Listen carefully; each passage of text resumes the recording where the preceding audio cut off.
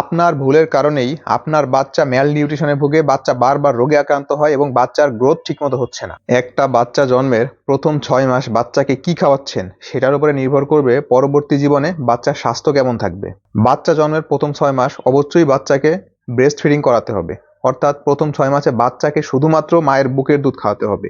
মায়ের বুকের দুধ ছাড়া এক ফোঁটা পরিমাণ পানীয় খাওয়ানো যাবে না এবং অন্য কোনো খাবারও বাচ্চাকে খাওয়ানো যাবে না। কিন্তু বাচ্চা যদি অসুস্থ থাকে তাহলে বাচ্চাকে খাবার স্যালাইন খাওয়ানো যাবে এবং ডাক্তার যদি বাচ্চাকে কোনো সিরাপ দেয়, কোনো ঔষধ দেয়, কোনো ভিটামিন দেয় তাহলে সেটা খাওয়ানো যাবে। এবং বাচ্চার বয়স যখন 6 মাস হয়ে যাবে তখন বুকের দুধের পাশাপাশি অন্যান্য কমপ্লিমেন্টারি ফুড দিতে হবে, সেটা হতে পারে লিকুইড বা সলিড খাবার। একটা বাচ্চার জন্য সব থেকে ভালো খাবার হচ্ছে মায়ের বুকের দুধ, সব থেকে ভালো পানীয় হচ্ছে মায়ের বুকের দুধ এবং সব থেকে ভালো টিকা হচ্ছে মায়ের বুকের দুধ। এক্সক্লুসিভ ব্রেস্ট ফিডিং না করালে বাচ্চা ম্যাল নিউট্রিশনে ভুগবে, বিভিন্ন ধরনের রোগে আক্রান্ত হবে এবং বাচ্চার গ্রোথ ঠিকমতো হবে না। ভিডিওটা ভালো লাগলে শেয়ার করে দিবেন, আমার আইডিতে অবশ্যই ফলো দিয়ে রাখবেন।